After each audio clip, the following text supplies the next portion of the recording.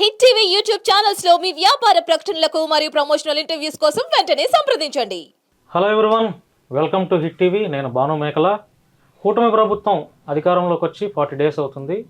ఈ 40 రోజుల్లో దాడులు కూడా ఎలా ఉన్నాయో రాష్ట్రం అంతా చూశారు.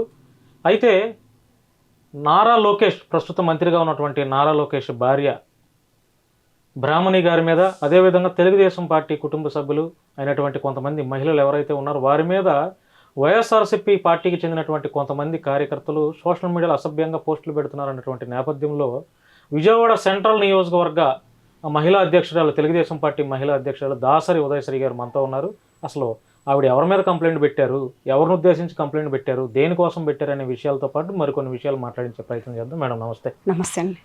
అంటే మీరు నిన్న పోలీస్ స్టేషన్లో కంప్లైంట్ ఇచ్చారు. అంటే ఎవరి మీద ఇచ్చారు, ఎందుకు ఇచ్చారు కంప్లైంట్?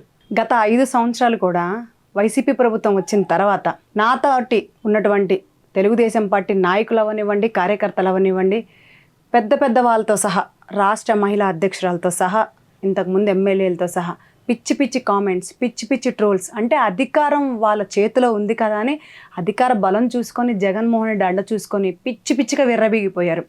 రాష్ట్ర అభివృద్ధి కంటే first of all Jaganmohan Reddy ఈ పేటీఎం బ్యాచ్, పేటీఎం కుక్కలకి విసిరేసిన బిస్కెట్సే ఎక్కువ అనమాట. సోషల్ మీడియాలో ఎంత ట్రోల్ చేస్తే దానికి ఎన్ని వ్యూస్ వస్తే, అన్ని షేర్స్ వస్తే అంత మనీ డిస్ట్రిబ్యూట్ చేసే రీతిలో వైసీపీ ప్రభుత్వం ఏర్పడింది 5 సంవత్సరాల్లో కూడా. మీ వాళ్ళు కూడా పెడుతున్నారు కదా, ఇప్పుడు మీ వాళ్ళు కూడా పెడుతున్నారుగా. జగన్మోహన్ రెడ్డిని కానీ వాళ్ళ భార్య అయినటువంటి భారతిని కానీ ఉద్దేశించి భారతి గారిని కూడా వేరే వాళ్ళతో ఏదో సంబంధాలు ఉన్నట్లు కూడా మీ వాళ్ళు కూడా పెడుతున్నారు. మరి అంటే మీరు అడిగిందని నేను సమాధానం చెప్తానండి. ఇప్పుడు తను ఒక పేపర్కి హెడ్, సాక్షి పేపర్కి, సాక్షి టీవీకి. సాక్షి పేపర్, సాక్షి టీవీ నిజాలే తెలియపరచాలి. నోరు తెరిస్తే అధికారం వచ్చి 40 రోజులు కూడా అవ్వకముందే తెలుగుదేశం పార్టీ ప్లస్ కూటమి ప్రభుత్వం మీద పిచ్చి పిచ్చి కామెంట్స్ చేస్తూ ఉన్నారు. అదే న్యూస్ పేపర్లో పిచ్చి పిచ్చిగా రాస్తూ ఉన్నారు. అదే సాక్షి న్యూస్లో పిచ్చి పిచ్చిగా వీడియోస్ పెడతా ఉన్నారు. నిజానికి అబద్ధానికి ఎంత డిఫరెంట్ ఉంటుందో, మంచిని కూడా చెడుగా ఉద్దేశించే ప్రభుత్వమే వైసీపీ ప్రభుత్వం. దాంట్లో ముఖ్య కారకురాలు భారతిరెడ్డి గారు. భారతిరెడ్డి గారు ఒక బాబాయ్ హత్య కేసులో, వివేకానంద రెడ్డి హత్య కేసులో మొదటి ముద్దాయి. అది యావత్ భారతదేశం మొత్తం తెలిసిన విషయమే, నేను స్పెషల్గా చెప్పాల్సిన అవసరం లేదు. అలాగే నారా బ్రాహ్మణి గారు కానివ్వండి, భువనేశ్వరమ్మ గారు కానివ్వండి, ఎక్కడైనా పార్టీలోకి వచ్చారా? దాదాపు 45 సంవత్సరాల చరిత్ర కలిగిన నాయకుడు చంద్రబాబు నాయుడు గారు. మరి భువనేశ్వరి తండ్రి గారు, అంతకుముందు సీఎం గారు. అదే కాకుండా యావత్ భారతదేశం మొత్తం తెలిసిన, తరతరాలు కూడా చెప్పుకునే మనిషి అన్న నందమూరి తారక రామారావు గారు, అతని కూతురు. వాళ్ళ కుటుంబం అంతా కూడా ఎంత పద్ధతిగా ఉంటారండి. ఏ రోజైనా భర్త కోసం కానీ, కొడుకు కోసం కానీ భువనేశ్వర్ గారు బయటకు వచ్చారా? బ్రాహ్మణి గారు ఏ రోజైనా ఒక చిన్న కామెంట్ చేశారండి వాళ్ళ ఫ్యామిలీ గురించి కానీ? మరి వీళ్ళు ఎందుకండి ఇట్లా చేస్తున్నారు? ఇంట్లో నుంచి బయటికి రాని ఆడబిడ్డల మీద వ్యక్తిగతంగా దూషిస్తున్నారండి. పిచ్చి పిచ్చి కామెంట్స్. ఒక ఆడదానిగా నేను చెప్పకూడదండి ఆ మాటలు. అంత అసభ్యకరంగా పెట్టాల్సిన అవసరం ఏముందండి? వాళ్ళు పాలిటిక్స్ మెంబర్సా? పోనీ మీ మీద ఏమైనా at the date of Vishal speaks, అతను ఎక్కడతనో నేను ఆల్రెడీ కంప్లైంట్ ఫైల్ చేశానండి. వైసీపీ అతనేనండి, పక్క కంపల్సరీ అతను వైసీపీ. ఇంకా వేరే వాళ్ళకి అంత ఇది ఉండదు, అంత టైము లేదు. వీళ్ళంటే చెతనా కొడుకులు కాబట్టి పని పాట లేకుండా పేటీఎం బ్యాచ్ 5 రూపాయలకి 10 రూపాయలకి కక్కుర్తుపడి ఇలాంటి రోల్స్ చేస్తే జగన్మోహన్ రెడ్డి బిస్కెట్లు ఇసిరేస్తాడు కాబట్టి దానికి అలవాటు పడిపోయి ఉన్నారు చాలా మంది. అది ఇంకా మారలేదనమాట. మారే సభ్యత సంస్కరణ తీసుకురావడానికి ఈరోజు వైసీపీ కూటమి ప్రభుత్వం ఏర్పడింది. కానీ కార్యకర్తలుగా మేము వాళ్ళని అంటాం, వాళ్ళు మమ్మల్ని అంటే తప్పు లేదండి. చంద్రబాబు నాయుడు గారి భార్యను కానీ, ముఖ్యంగా ఐటీ మినిస్టర్ అయినటువంటి లోకేష్ గారి భార్యను కానీ ఏమనంటే మాత్రం సహించేంత శక్తి కానీ, ధైర్యం కానీ మా దగ్గర లేదండి. 5 సంవత్సరాలు నాతో సహా అదే చట్టాలు తన పని తాను చేసుకుంటూ పోయిద్దండి. మేము ప్రజాస్వామ్యాన్ని నమ్ముతాం, ముఖ్యంగా పోలీస్ వ్యవస్థను నమ్ముతాం. లా అండ్ ఆర్డర్ మీద మాకు ఎంతో గౌరవం ఉంది. 5 సంవత్సరాలు లా అండ్ ఆర్డర్ లేకుండా పనిచేసింది వైసీపీ ప్రభుత్వం. రాజన్న రాజ్యాంగం నడిచింది వైసీపీ ప్రభుత్వంలో గత 5 సంవత్సరాలు కూడా. ప్రజాస్వామ్యాన్ని కూని చేసి ప్రభుత్వాన్ని నడిపారు. బిఆర్ అంబేద్కర్ రాసిన రాజ్యాంగాన్ని తీసేసి రాజన్న రాజ్యాంగం నడిపించారు గత 5 సంవత్సరాలు. ఇప్పుడు రెడ్ బుక్ రాజ్యాంగం అమలు అవుతుందని అంటున్నారు వైసీపీ వాళ్ళు. అనేవాడికి సిగ్గు శరం ఏమన్నా ఉంటే ఆ మాట మాట్లాడండి. అవ్వట్లేదా రెడ్ బుక్ ఎక్కడ అమలైందండి? ఎవరు మీ చర్యలు తీసుకున్నారు? ఫస్ట్ ఆఫ్ ఆల్ అందులో జగన్మోహన్ రెడ్డి ఉంటాడు. ఇది తన ఒకవేళ రాజ్యాంగం రెడ్ బుక్ రాజ్యాంగం ఉంటే అతని మీద ఏదైనా జరిగిందా? కొడాలి నాని ఉంటాడు నిండా అసెంబ్లీలో. కొడాలి నాని ఇంటి మీద దాడి చేశారు కదండి. కొడాలి నాని ఇంటి మీద దాడి చేస్తే వంశీమోహన్ ఇంటి మీద దాడి చేశారు. అది దాడి అనరండి. కార్యకర్తల మీద, కార్యకర్తలకు ఉన్న ఉడుకు రక్తం ఉడికిపోయి ఏదో జస్ట్ శాంపిల్ చూయించారు అంతే. మేమంటూ చూపిస్తే నామరూపాలు లేకుండా అయిపోతారండి. కానీ తెలుగుదేశం పార్టీ, ముఖ్యంగా నారా చంద్రబాబు నాయుడు గారు మాకు నేర్పిన సభ్యత, సంస్కారం అది వేరే లెవెల్ అండి. ఒక రేంజ్ తరతరాలు చెప్పుకున్నాం. భయపెడదామని కూడా కాదు, కార్యకర్తలు అనేవాళ్ళు ఇప్పుడు మేము భగవంతుడిగా కొలుస్తామండి. నారా చంద్రబాబు నాయుడు గారిని, భువనేశ్వరమ్మ గారిని మేము అమ్మవారిగా కొలుస్తాం. అలాంటి వాళ్ళ మీద పిచ్చి పిచ్చి మాటలు మాట్లాడితే ఎంత బ్యాడ్ కామెంట్స్ అండి. మీకు తెలియదు ఏమీ కాదు, నేను స్పెషల్గా చెప్పాల్సిన అవసరం లేదు, యావత్ భారతదేశం మొత్తం కూడా చూసింది. అలాంటి మాటలు మాట్లాడాల్సిన అవసరం ఏముంది? ఇంట్లో ఆడపిల్లల్ని ఎందుకు తీసుకురావాలి? ఇది ఒక పరిపాలన అంటారా? చేతగాని పరిపాలన అంటారు. ప్రభుత్వం పరిపాలించినోడు చేసే పనులు ఇవి లుచ్చా పరిపాలన అంటారండి. గత 5 సంవత్సరాలు జరిగిన పరిపాలన. ఈరోజు ప్రజాస్వామ్యం బద్ధంగా నడిచే ప్రభుత్వం కూటమి ప్రభుత్వం, ముఖ్యంగా చంద్రబాబు నాయుడు గారి ప్రభుత్వం. మరి ఈ దాడులు ఎందుకని మేడం ఈ రకంగా 40 రోజుల్లోనే ఇన్ని దాడులు, గుంటూరులో మర్డరు, చిన్నపిల్లల మీద రేపులు, అంటే ఎందుకని పవన్ కళ్యాణ్ గారే కావచ్చు, లేకపోతే సీఎం నారా చంద్రబాబు నాయుడు గారు కానీ కొంచెం ఖండిస్తే బాగుంటుంది కదా. మీ పార్టీకే వ్యతిరేకత ఏర్పడట్లా, ప్రతిపక్షాల వాళ్ళకి అవకాశం ఇచ్చినట్లు ఉంది కదా. ప్రతిపక్షాలకు అవకాశం ఇవ్వడం కాదండి, ఇది కేవలం కూడా జగన్మోహన్ రెడ్డి నేర్పిన విద్య. ఆంధ్ర రాష్ట్రంలో అభివృద్ధి అనేది నేర్పించలేదు, సుపరిపాలన అనేది నేర్పించలేదు, ఆడబిడ్డకి రక్షణ కల్పించాలి అనేది కూడా నేర్పించలేదు. లాండ్ ఆర్డర్ మొత్తం కూడా జగన్మోహన్ రెడ్డి చెప్పు చేతల్లో కాళ్ళ కింద పనిచేసింది. సరేనండి, ఇప్పుడు వాళ్ళు తప్పు చేశారని ఇప్పుడు ప్రజలు 11 సీట్లకు ఇచ్చారు కదా. ఇప్పుడు మీరు కూడా మీ కూటమి అధికారంలోకి వచ్చిన తర్వాత కూడా ఇవి 40 రోజుల్లో కంటిన్యూస్లీ ఏదో ఒక చోట ఎక్కడో చోట జరుగుతూనే ఉన్నాయి కదా. దీని మీద సీరియస్ యాక్షన్ ఎందుకు లేదు? ఒకటి ఎక్కడో బీహార్ లో జరిగితే ఆంధ్ర రాష్ట్రంలో జరిగిందని చెప్పారు. మొన్న ఒక అతన్ని రోడ్డు మీద నరికేస్తే రషీద్ అనే అతన్ని తెలుగుదేశం పార్టీ వాళ్ళు నరికిచ్చారని చెప్పారు. కానీ అది తీరా చూస్తే పోలీస్ వ్యవస్థ చెప్తుంది కదండి. ఈ రోజు వాళ్ళకి పాత కక్షలో ఉండడం వల్ల, వాళ్ళ ఇద్దరు వైసీపీ నాయకులు కావడం వల్ల వాళ్ళ ఇద్దరి మధ్యలో విభేదాలు పెరిగి, తెలుగుదేశం పార్టీ కాదండి, రీసెంట్ గా అతను తెలుగుదేశం పార్టీలోకి వచ్చాడు అంతే. కానీ వీళ్ళ కక్షలు మాత్రం వైసీపీలో ఉన్నప్పుడు కక్షలే. ఇది హత్య జరగడానికి గల మూల కారకుడు అక్కడున్న ఎమ్మెల్యేనండి. అతను రెచ్చగొట్టడం వల్ల వీళ్ళిద్దరు రెచ్చిపోయి నువ్వా నేనా అంటూ చూసుకొని నరుక్కునే స్టేజ్కి తీసుకొచ్చారు. ఒక శవం మీద రాజకీయం చేసేవాడండి జగన్మోహన్ రెడ్డి గారు. గుర్తుపెట్టుకోండి, ఫస్ట్ ఆఫ్ ఆల్ నేను చెప్తానండి, శవాల మీద రాజకీయం చేసేవాడు జగన్మోహన్ రెడ్డి. తండ్రి శవం మీద పార్టీని పెట్టిన party YSR Congress party, YCP ప్రభుత్వం. తర్వాత బాబాయిని చంపేసి అధికారంలోకి వచ్చింది వైసీపీ ప్రభుత్వం. మొన్న రీసెంట్గా ఎలక్షన్ అప్పుడు ఒక 2 ఆడబిడ్డలు, పసిబిడ్డల తల్లిని చంపేసి, వైసీపీ ప్రభుత్వమే చంపేసి ఆ ఆడబిడ్డ శవంతో కూడా రాజకీయం చేద్దామని చూశారు. కానీ చిత్తుగా ఓడిపోయిన పార్టీ ఇదే వైసీపీ ప్రభుత్వం. తల్లికి చెల్లిని పక్క రాష్ట్రాలకు తరిమిచ్చేసి ఈరోజు తల్లి ఎక్కడో అమెరికాలో మనవడి దగ్గర తలదాచుకోవాల్సిన అవసరం ఏముందండి? ఒక అల్లుడి దగ్గర పట్టెడు మెతుకులు తినాల్సిన అవసరం ఏముందండి? సిగ్గనిపించట్ల జగన్మోహన్ రెడ్డికి? బతికి ఏం సాధిస్తాడండి? నందేయి 4 ఏళ్ళు బ్రతికితే చాలండి, పందేయి జగన్మోహన్ రెడ్డి లాగా 10 ఏళ్ళు బతకాల్సిన అవసరం లేదు. అసలు అతనికి విలువలే లేవండి. విలువలు, విజ్ఞత, సంస్కారం అనేది అసలు అతని దగ్గర లేదు. అది ఉంటే ఆంధ్ర రాష్ట్రాన్ని బాగుపరిచేవాడు. నాకు తెలిసి ఈసారి కూడా జగన్మోహన్ రెడ్డి వచ్చేవాడేమో. 11 సీట్లు, 153 సీట్లు ఎక్కడండి, 11 సీట్లు ఎక్కడండి? సిగ్గనిపించట్ల జగన్మోహన్ రెడ్డికి? అంత చిత్తుగా ఓడిపోవడం కారణం ఎవరండి? పవన్ కళ్యాణ్ గారి వల్ల మేము ఎట్లా గెలుస్తామండి? వీళ్ళు చేసే అరాచకాలు, వీళ్ళు చేసే రౌడీజాలు, వీళ్ళు ఉన్నప్పుడు ఆడపిల్ల మీద జరిగే హత్యలు, ముఖ్యంగా రేపులు, ఆంధ్ర రాష్ట్రాన్ని సర్వనాశనం చేసి రిషికొండని గుండు కొట్టేసి యావత్ మన భారతదేశం మొత్తంలో ఎక్కడ చూసుకున్నా ఇలాంటి రాష్ట్రం ఎక్కడైనా ఉందండి? గంజాయి ఆంధ్ర రాష్ట్రంలో పిచ్చిగా ఎర్లై పారుతా ఉంది. సొంత మద్యం అంట, అంత కల్తీ మద్యం. ఏం చేసుకుంటాడండి? పోయేటప్పుడు తగలేసుకుంటాడా? కోట్లు సంపాదిస్తా ఉన్నాడు ఒక కల్తీ మద్యం వల్ల, డ్రగ్స్, గంజాయి వల్ల. ఆంధ్ర రాష్ట్రాన్ని ఎక్కడ పడితే అక్కడ భూ కబ్జాలు చేసి, ఎవడన్నా భూ కబ్జాలు చేస్తే వీడికి ఇంత వాటా వెళ్ళాలి, వీడేదన్నా సెటిల్మెంట్ చేస్తే వీడికి ఇంత వాటా వెళ్ళాలి. ఎక్కడైనా ఎవరినైనా వదిలేడా అండి? 2 ఆడపిల్లలే కదండి. ఒంటి కొమ్ము జగన్మోహన్ రెడ్డి. ఏం చేద్దామని, ఏం సాధిద్దామని?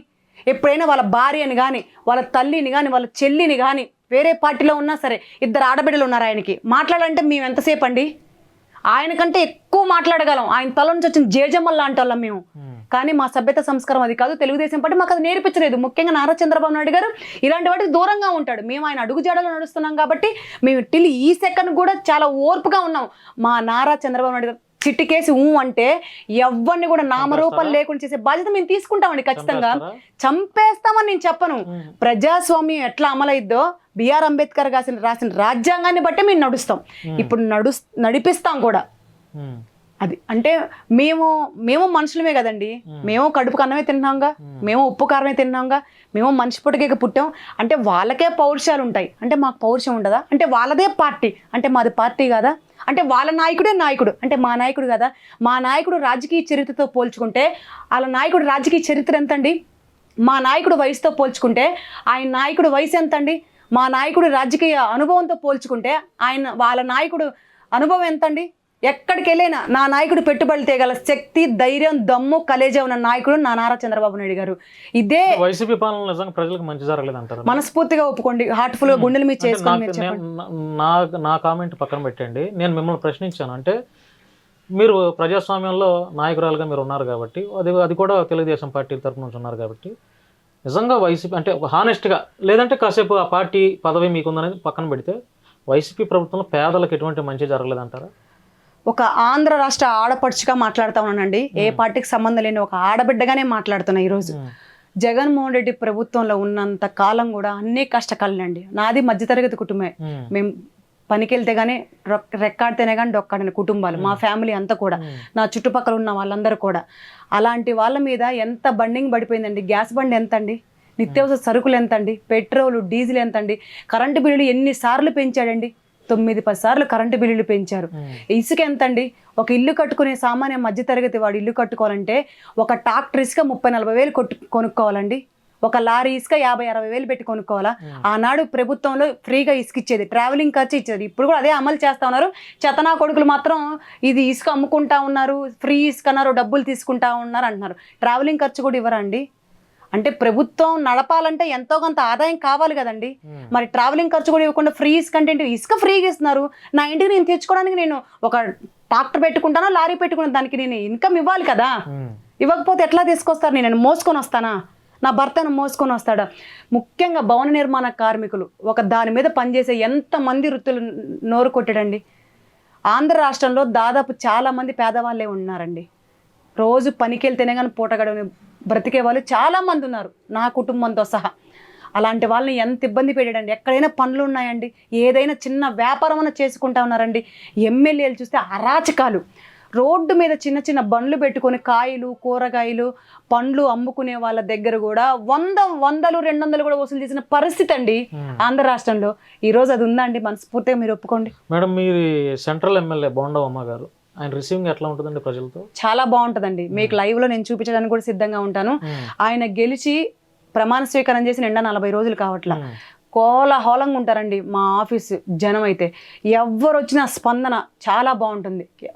ఒక సమస్య మీద వస్తే వైసీపీ వాళ్ళు ఆయన ఒక బోండా కాదు గోండా అని అంటారు కదా, అంటే అది అంత తప్పు అనేది ఆయన అంటే ప్రజలతో ఉన్న మమేకం అవుతున్న దాన్ని బట్టి అర్థం అవుతుందా మీకు? అతను మంచి చూసే వాళ్ళు భగవంతుడు అంటారండి, అతను మంచి కోరుకునే వాళ్ళు భగవంతుడు అంటారు.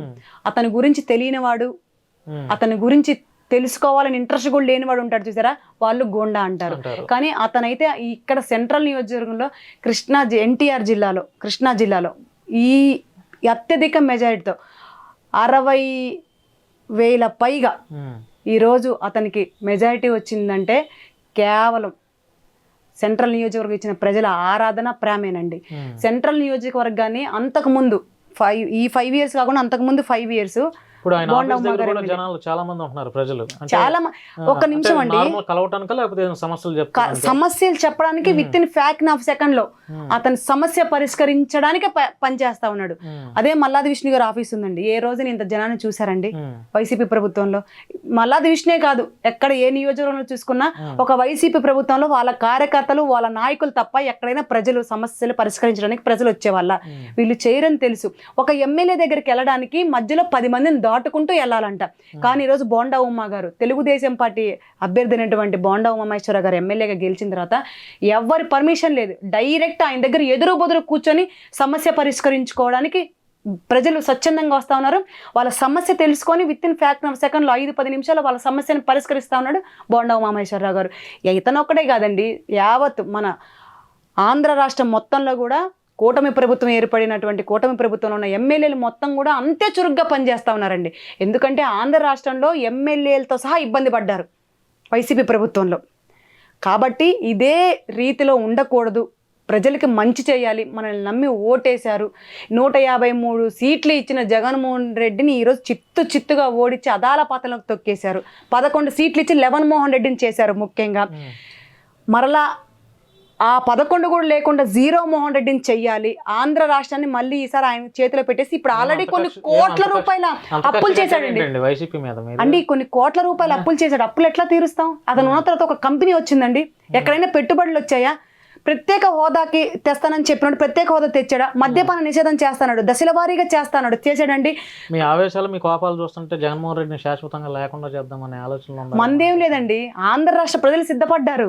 11 సీట్లు ఏదో కావాలి అట్లా ఇచ్చారు. ప్రతిపక్ష హోదా కూడా లేకుండా ఓడిచ్చారంటే ఒకసారి అర్థం చేసుకోండి రాష్ట్ర ప్రజలు ఎంత కడుపు మంటతో ఉన్నారో, ఎంత ఇబ్బందులు పాలైపోయారు. మేడం, ఇప్పుడు విజయసాయి రెడ్డి ఇష్యూ ఒకటి నడుస్తుంది. అంటే మీరు కూడా ఒక మహిళ, మనకంటూ ఎవరికి వాళ్ళకి ప్రైవసీ ఉంటుంది వ్యక్తిగతంగా, అది ఎవరు క్వశ్చన్ చేయాల్సినంత రైట్ మనకి ప్రజాస్వామ్యంలో ఏ రాజ్యం కూడా మనకి ఇవ్వలేదు. అట్లాంటిది మరి ఒకవేళ విజయసాయి రెడ్డితో ఆవిడకి ఏదన్నా ఉన్నా కూడా అంటే ఇది పబ్లిక్ అంటే ప్రజల్లోకి తీసుకురావటం అనేది అంటే ఇది పూర్తిగా రాజకీయ కక్ష పూరితమైనటువంటి విషయంగా చాలా మంది అంటున్నారు. దీని మీద మీ అభిప్రాయం ఏంటి? అలా మీతో అన్న వాళ్ళకైతే సిగ్గుశరం లేనోడైతే అలా అంటాడండి. ఏదైనా సరే తెలుగుదేశం పార్టీ మీద కూటమి ప్రభుత్వం మీద బురద చల్లాలి అని చూస్తా ఉన్నారు. సిగ్గుందండి ఎవరికైనా ఈ మాట మీకు చెప్పిన వాళ్ళకి? తన భర్త వచ్చి కంప్లైంట్ పెట్టాడు, తన భర్త ప్రెస్ మీట్ పెడితే ఎవడేం పీకుతాడు? ఇంకా ఎవడేం చేయగలడు? అంటే భర్తను వదిలేసాను అంటుంది కదా, వదిలేసి రెండో భర్త సుభాష్ రెడ్డి అని అతనితోనే నేను ఉంటున్నానని చెప్పి అంటుంది కదా. మొదటి భర్త భర్తే కదండి. అతను ఫస్ట్ మొదటి భర్త కదా. అతను వచ్చి ప్రెస్ మీట్ పెడితే, అతను వచ్చి కేసు ఫైల్ చేస్తే, అతను వచ్చి తన మీద ఫిర్యాదులు చేస్తే తెలుగుదేశం పార్టీ వాళ్ళు ఏం చేశారు? చంద్రబాబు నాయుడు గారు ఏం చేశారు? అంటే ఎక్కువగా కూటమి ప్రభుత్వానికి సంబంధించినటువంటి ఛానల్స్లోనే ఎక్కువ చూపించారు కదా. అంటే దాని మీద ఇది కావాలనే తెలుగుదేశం వాళ్ళు మా మీద కక్ష కట్టారనేది వైసీపీ వాళ్ళు ఆరోపిస్తున్నటువంటి మాట. మొన్న రషీద్ చనిపోయాడు, అది వైసీపీ వాడే అడ్డంగా రోడ్డు మీద నరికేశాడు. కానీ దాన్ని ఏం చేస్తున్నారండి? సాక్షి టీవీలో, సాక్షి పేపర్లో తెలుగుదేశం పార్టీయే చేసింది, తెలుగుదేశం పార్టీయే చేపించింది, నారా చంద్రబాబు నాయుడు గారు చేపించారని చెప్తా ఉన్నారు. మరి ఈరోజు న్యూస్ వాళ్ళకి ఏది దొరికితే ఉందండి? ఆ పార్టీ ఈ పార్టీ అని ఏమీ లేదండి. న్యూస్ ఒక వినయం విద్యత కలిగిన న్యూస్ ఛానల్స్ అవన్నీ కూడా మంచిని మంచిగానే చూపిస్తారు, చెడుని చెడుగానే చూపిస్తారు. వీళ్ళు ప్రతిదీ తప్పు చేస్తూ ఉన్నారు కాబట్టి ఆ న్యూస్ ఛానల్ ఎండగడతా ఉన్నాయి వైసీపీ ప్రభుత్వాన్ని. అది వాళ్ళకి నచ్చట్లేదండి. అదే వాళ్ళు మంచి చేయండి, మంచి అని చెప్పరా? మంచిని కూడా చెడు చేసే అంత దౌర్భాగ్య పరిస్థితిలో లేం కదండి మనం. ఒక భరతమాత గడ్డ మీద బతుకుతా ఉన్నాం మనం ఈరోజు. విలువలతో కూడిన బిఆర్ అంబేద్కర్ రాసిన రాజ్యాంగం విలువలతో బతుకుతా ఉన్నాం మనం ఈరోజు ఆంధ్ర రాష్ట్రంలో. అలాంటివి కూడా మీరు తెలుసుకోకపోతే ఎట్లాగా నాకు అర్థం కాదు.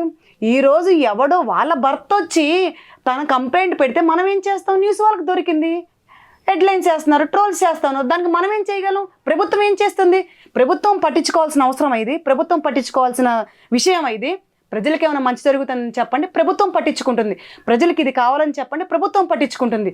వాళ్ళ సొంత ఇష్యూ, వైఫ్ అండ్ హస్బెండ్కి సంబంధించిన ఇష్యూ అది. దాన్ని తెలుగుదేశం పార్టీ మీద బురద జల్లాలని చూస్తే తిరిగి అదే బురద తీసి మొహాన కొట్టే దాకా కూడా తెచ్చుకుంటా ఉన్నాడు ఈ జగన్మోహన్ రెడ్డి. సాక్షి పేపర్ని కానీ చదవాలని ఎవ్వరికీ లేదు, సాక్షి టీవీ చూడాలని కానీ ఆంధ్ర రాష్ట్రంలో ఎవ్వరు కూడా కోరుకోవట్లేదండి. రానున్న రోజులు ఆ రెండు కూడా మూతపడతాయి అనుకుంటా ఉన్నాను నేను. ఎందుకంటే నోరు తెరిస్తే అబద్ధాలు, నోరు తెరిస్తే తప్పుడు ట్రోల్ చేస్తూ ఉన్నారు, పేపర్లో తప్పుడు రాతలు రాస్తూ ఉన్నారు. కాబట్టి వాటికి కూడా చర్మగీతం పాడేస్తారు ఆంధ్ర రాష్ట్ర ప్రజలు. మేడం, ఫైనల్గా నా ఫైనల్ ప్రశ్న, ఇప్పుడు ఢిల్లీలో 24వ తారీఖు 25వ తారీఖు జగన్మోహన్ రెడ్డి అనుకున్నటువంటి ఎమ్మెల్యేలని రాజ్యసభ సభ్యులు అందరితో రేపు ధర్నా చేస్తూ మాకు ఆంధ్రాలో రాష్ట్రపతి పాలన కావాలని చెప్పి ధర్నా చేయడానికి వాళ్ళు కేడర్ అంతా రెడీ అవుతున్నట్టు తెలుస్తుంది మనకి, మీకు కూడా చూశారు.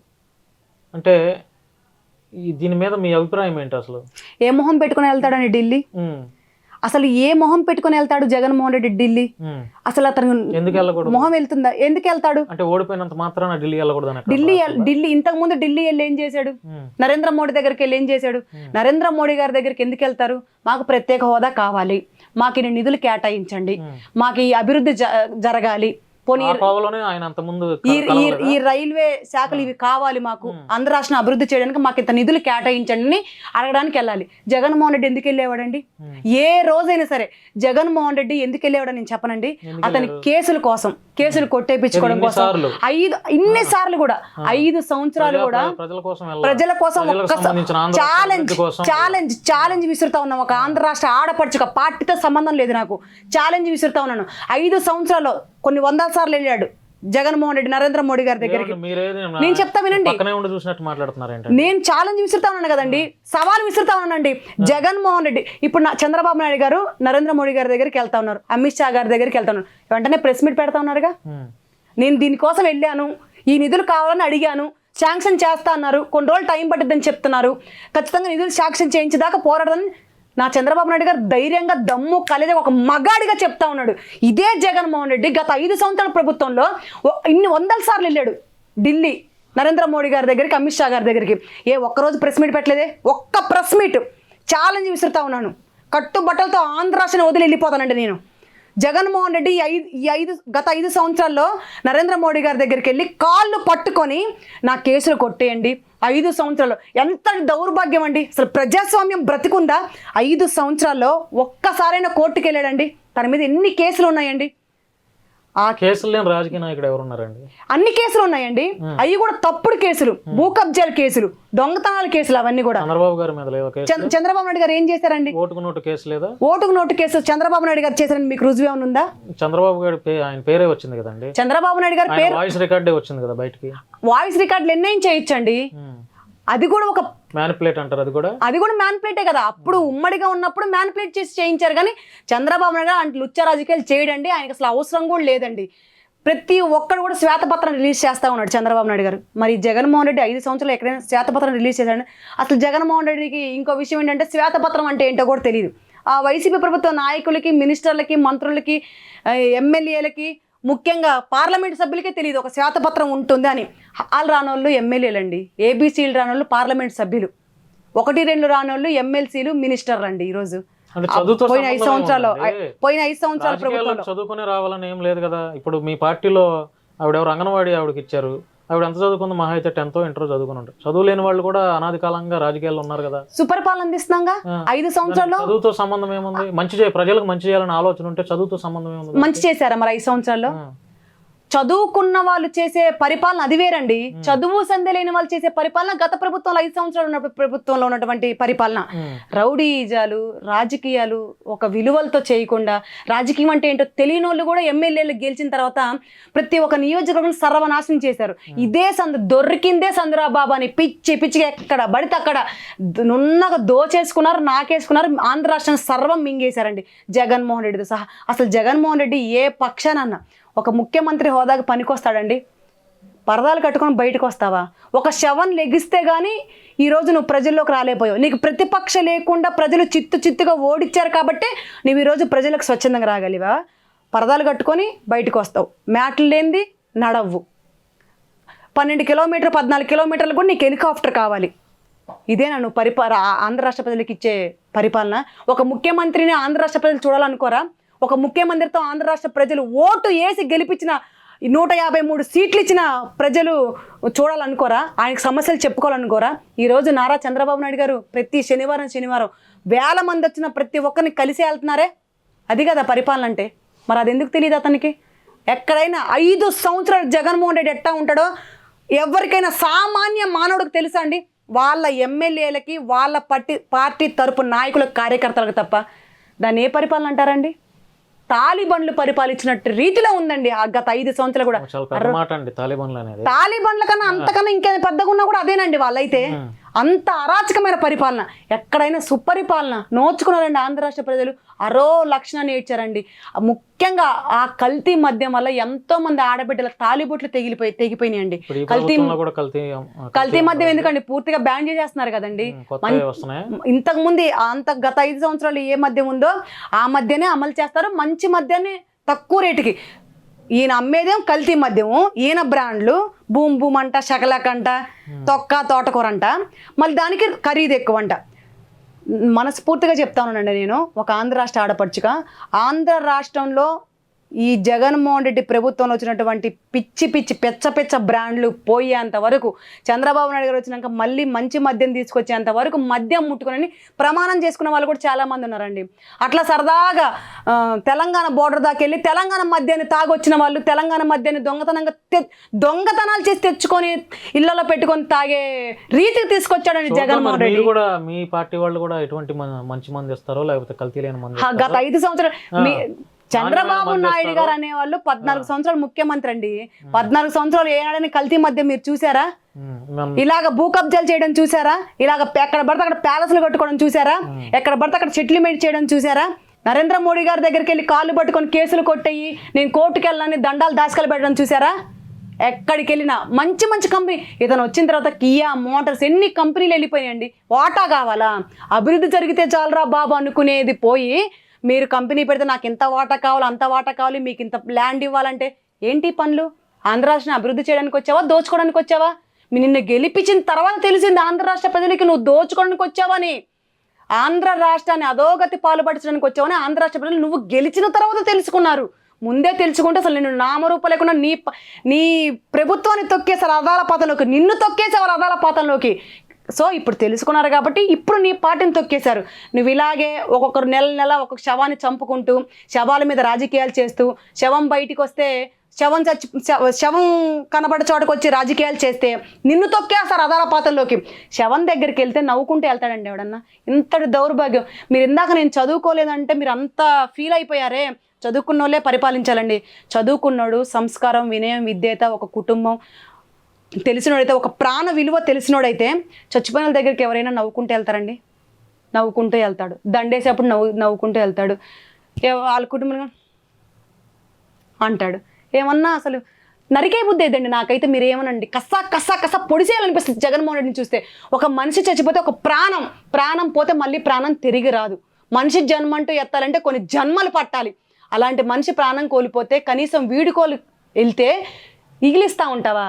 అదేనా నీ బతుకు? మొన్న రషీద్ వాళ్ళ ఫ్యామిలీని పరామర్శించడానికి వెళ్ళినప్పుడు ఓదార్చి నువ్వేం చెప్పాలి? నేనున్నాను, నా కార్యకర్త, నా నాయకుడు, పోని నేను మీకు ధైర్యంగా ఉంటాను, మీకు ఇంత ఆర్థిక సాయం చేస్తాను, మీ వెన్నంటే నేను మీ పెద్ద కొడుకుగా ఉంటాను, మీకు వాళ్ళకి ధైర్యం కల్పించి ఓదార్పునివ్వాల్సింది మీరు వెళ్ళి నీకో 15,000, నీ బిడ్డకో 15,000, నీ బిడ్డకో 15,000 ఎకిలినాము నవ్వుతా. అక్కడ నీకు ఆ అవసరం ఏముంది? అసలు నువ్వు ఆ రాజకీయాలు చేయడం ఏంటి నాకు అర్థం కాదు. నువ్వు వెళ్ళిన ఇష్యూ ఏంటి, నువ్వు చేసే ఇష్యూ ఏంటి? అక్కడ సిగ్గుందా జగన్మోహన్ రెడ్డికి? అసలు కడుపుకు అన్నం తింటా ఉన్నాడా, ఇంకేమైనా తింటా ఉన్నాడా నాకు అర్థం కాక అడుగుతాను.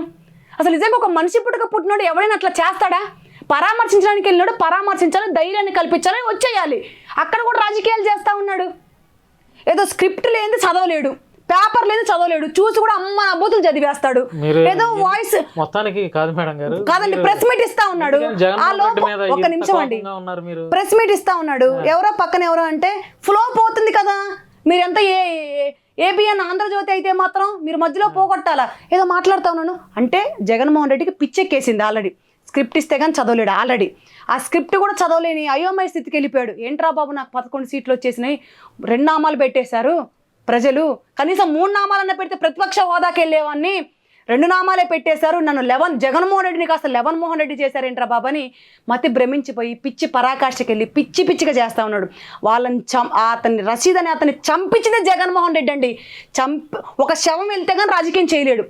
శవాల మీద పుట్టిన పార్టీ అది, శవాల మీద అధికారంలోకి వచ్చిన పార్టీ అది. కాబట్టి ఈరోజు జగన్మోహన్ రెడ్డి మళ్ళా నెలకు ఒక శవాన్ని లేపుతాడని భయం వేస్తూ ఉంది. ఆంధ్ర రాష్ట్ర ప్రజలకైతే నేను ఆంధ్ర రాష్ట్ర ఆడపడుచుగా, వాళ్ళింటి ఆడబిడ్డగా నేను ఒకటే చెప్తా ఉన్నాను, వాళ్ళ ప్రాణాలు వాళ్ళు కాపాడుకోవాలి. ఎవరి ప్రాణానికి వాళ్ళే రక్షణ. ఈ జగన్మోహన్ రెడ్డి ఇప్పుడు మోహన్ రెడ్డి అయ్యాడు కాబట్టి 11 సీట్లు ఇవ్వడం వల్ల కక్షపూరితమైన రాజకీయాలు చేయడానికి సిద్ధంగా ఉన్నాడు. మన ఎవ్వరూ లేరు, ఆడ మగ ఎవ్వరూ లేరు. ఎవరిని పడితే వాళ్ళని వేసేస్తాడు. ఇంకేముంది, కుటుంబ ప్రభుత్వం లేపేసింది, చంద్రబాబు నాయుడు గారు లేపేస్తారని అక్కడికి వెళ్తాడు, నిగిలిస్తూ ఉంటాడు. మీకో 15,000, నీ బిడ్డకో 15,000, నీకు అని అక్కడ కూడా రాజకీయాలు చేస్తూ ఉన్నాడు. ఇంతకు మించిన దౌర్భాగ్యం, ఇంతకు మించిన సిగ్గు శరం ఏమైనా ఉందా అండి? ఈరోజు అసెంబ్లీ జరుగుతూ ఉందండి. అసెంబ్లీకి వెళ్ళాడు జగన్మోహన్ రెడ్డి, బ్లాక్ షర్ట్స్ వేసుకొని వెళ్ళాడు. ఎందుకు వెళ్ళాడండి? నిండా 40 రోజులు అవ్వలేదు, నువ్వు బ్లాక్ షర్ట్స్ వేసుకొని వెళ్ళాల్సిన అవసరం ఉంది. ఆనాడు ప్రతిపక్ష హోదా నిరసన తెలియచేయాలండి. వాళ్ళు చేసి ఎవరి మీద బురద జల్లడానికి బ్లాక్ షర్ట్స్ వేసుకొని వెళ్తాడు. వాళ్ళు చేశారని ఆంధ్ర రాష్ట్ర ప్రజలు అంటారు, నేను కాదండి. ఈ రోజు నేను ఒక పార్టీగా మాట్లాడలేదు, ఒక ఆంధ్ర రాష్ట్ర ఆడపడుచుగా నా ఆవేదన వ్యక్తం చేస్తా ఉన్నా. ఒక మధ్య తరగతి కుటుంబ గృహిణిగా నేను ఈ రోజు నా ఆవేదన వ్యక్తం చేస్తా ఉన్నాను. ఆంధ్ర రాష్ట్రంలో ఒక పౌరురాలిగా నేను నా ఆవేదన వ్యక్తం చేస్తా ఉన్నాను. పార్టీలతో సంబంధం లేదు నాకు. ఇక్కడ నేను పార్టీ మెంబర్ అయితే కావచ్చు, కానీ ఈరోజు మీతో నేను మాట్లాడేది మాత్రం ఒక సామాన్య మధ్యతరగతి గృహిణిగా మాత్రమే. దేనికి రావాలండి బ్లాక్ షర్ట్? మీరు చంపేసి, మీరు హత్య చేయించి శవాన్ని అడ్డం పెట్టుకొని ఈరోజు బయటికి రావాలని ఒకే ఒక దాంతో ఎక్కడో బెంగళూరు ప్యాలెస్లో ఉన్న తగలబడినోడు ఉట్టిగా వచ్చేసి టకామని వెళ్ళాల్సిన అవసరం ఏముందండి? దీన్ని బట్టి తెలియట్లేదా అతనే చేయించాడని? ఈరోజు మీరు బ్లాక్ షర్ట్స్ వేసుకొని నిరసన తెలియజేసినంత మాత్రాన ఆంధ్ర రాష్ట్రం నమ్ముతారా? నువ్వు ఢిల్లీ వెళ్ళి నిరసన తెలియజేసినంత మాత్రం ఆంధ్ర రాష్ట్రం నమ్ముతారా? అసలు ఢిల్లీ ఏ మొహం పెట్టుకుని వెళ్తావు? అసలు నువ్వు బయటికి వస్తేనే ఆంధ్ర రాష్ట్రానికి ఒక శని, ఒక దరిద్రం. నీ పాదమే అలాంటి పాదం.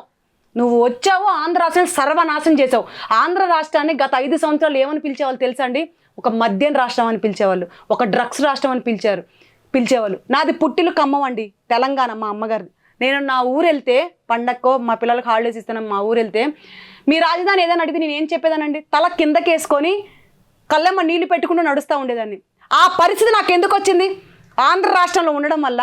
నా అత్తగారిలో ఆంధ్ర రాష్ట్రం, నేను ఇక్కడే జీవించాల్సిన దాన్ని ఈరోజు రాజధాని లేని రాష్ట్రంగా అయిపోవడం వల్ల నేను సమాధానం చెప్పుకోలేకపోతా ఉన్నాను. నాకు సమాధానం చెప్పండి జగన్మోహన్ రెడ్డిని. 5 సంవత్సరాల్లో 3 ముక్కలు ఆటాడు. అక్కడ ఇక్కడ అని చెప్పాడు. ఎక్కడైనా ఒక ఇటుక రాయి పెట్టాడండి?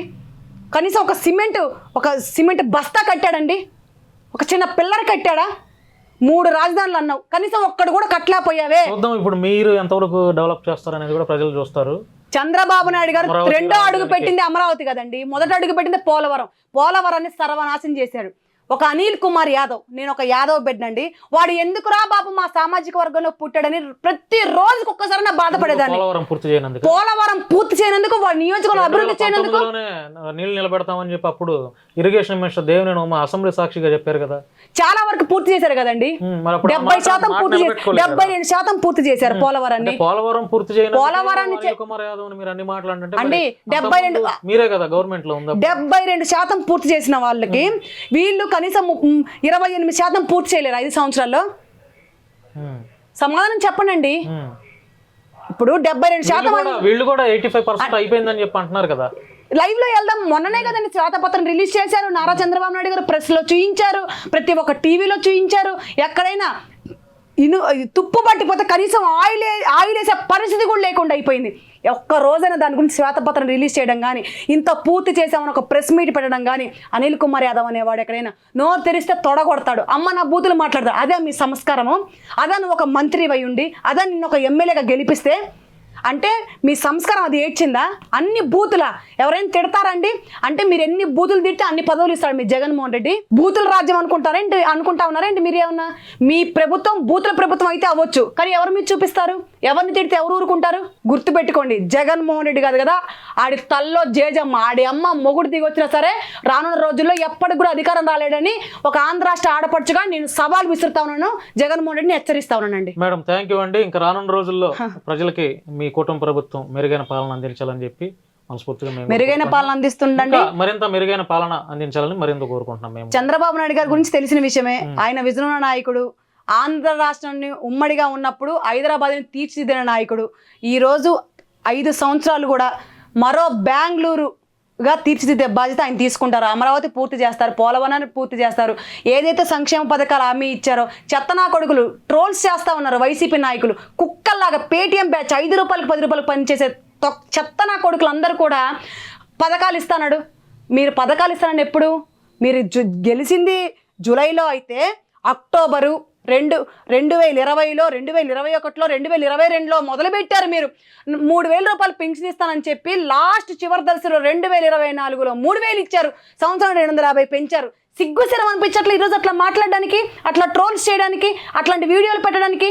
ఎక్కడైనా మీరు అసలు ఒక అమ్మకి అబ్బకి పుట్టారని అడుగుతా ఉన్నాను నిజంగా. అసలు మగాళ్ళేనా? మగ పుట్టుక పుట్టిన కొడుకులు ఎవరైనా నీతి నిజాయితీగా మాట్లాడాలండి.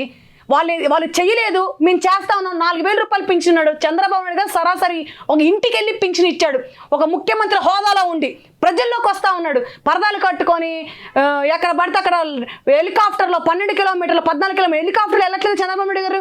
బై రోడ్డు వెళ్తా ఉన్నాడు. ఈయన రోడ్డు మీద వెళ్తా ఉంటే నేనే నిదర్శనం అండి. నాకు ఒక యాక్టివా ఉంది, నేను ఎక్కడైనా బయటికి వెళ్ళాలంటే ఆ ప్లేస్కి జగన్మోహన్ రెడ్డి వస్తా ఉంటే 3-4 గంటలు ట్రాఫిక్ ఆపేసేవాళ్ళండి. ఈ ఎండలో ఎంత అవస్థ పడ్డారో ప్రజలైతే. ఈరోజు చంద్రబాబు నాయుడు గారు ఏం చేస్తా ఉన్నారు? నేను వచ్చే 5-10 నిమిషాల ముందే ఆపండి, ప్రజల్ని ఇబ్బంది పెట్టొద్దు. అది పరిపాలన అంటే, అది నాయకుడి లక్షణం అంటే. చూసి నేర్చుకోండి అయ్యా. ఇప్పటికన్నా అమ్మ పెట్టా పెడదంటే అడుక్కు తినేదంట. మీరు ఎట్టాగో సర్వనాశనం చేశారు ఆంధ్ర రాష్ట్రాన్ని. అభివృద్ధి చేయడానికే పుట్టిన ప్రభుత్వం ఈరోజు కూటమి ప్రభుత్వం. చంద్రబాబు నాయుడు గారు చాలా చిన్న కుటుంబం నుంచి వచ్చాడండి చంద్రబాబు నాయుడు గారు. ఒక రైతు బిడ్డ, కష్టం విలువ తెలిసిన బిడ్డ చంద్రబాబు నాయుడు గారు. అలాంటి ఆయనకి అన్నీ తెలుసు. ఏ మేడల్లో మిద్దెల్లో పంచపక్ష పరమాణాలు తిని తండ్రి పేరు అడ్డం పెట్టుకొని కోట్ల రూపాయలు విలువ చేసిన ఆస్తులు కబ్జాలు చేసేసి జైల్లో 15 నెలలు చిప్పకూర్తిని వచ్చిన బతుకు చంద్రబాబు నాయుడు గారిది కాదు. కాబట్టి సుపరిపాలన అందించడానికి ప్రతి క్షణం రేయింపగులు ఆయన కృషి చేస్తారని నేను తెలియజేస్తానండి. చూద్దామండి ఎవరి పరిపాలన బాగుందో ఎవరి పరిపాలన బాగాలేదు అనేది రాష్ట్ర ప్రజలు డిసైడ్ చేస్తారు. Thank you so much. Hit TV app ని డౌన్లోడ్ చేసుకోండి. ఇందులో short news, live news, entertainment movies అన్ని అవైలబుల్ గా ఉన్నాయి. Please download Hit TV app. Hit TV app. Hit TV యాప్ని ఫ్రీగా డౌన్లోడ్ చేసుకోండి.